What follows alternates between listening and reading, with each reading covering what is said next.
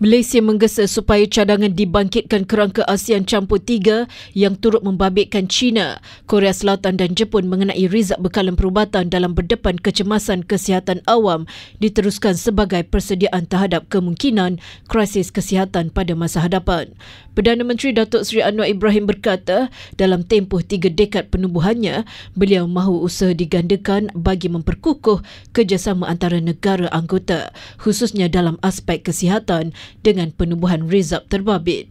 Beliau turut mengingatkan peranan ASEAN Campur 3 bagi memastikan pertumbuhan adil, kemakmuran dikongsi secara meluas dan kemajuan yang membawa keamanan antara negara anggota.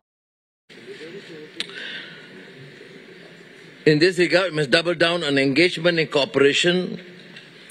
We should also proceed to establish the proposed APT reserve on medical supplies for public health emergencies to prepare for future health emergencies.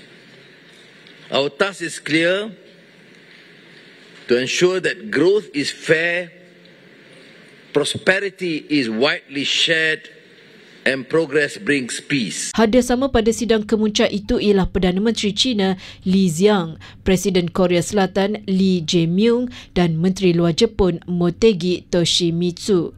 Dalam pada itu, Perdana Menteri berkata ASEAN Campur 3 menantikan pembabitan secara konstruktif dengan kehadiran negara Asia Timur untuk terus menjadi asas kepada kestabilan, peluang dan harapan. Katanya beliau melihat ASEAN Campur 3 berjaya mengharungi pelbagai krisis lain dan membuktikan keberkesanannya ketika menghadapi cabaran semasa era COVID-19.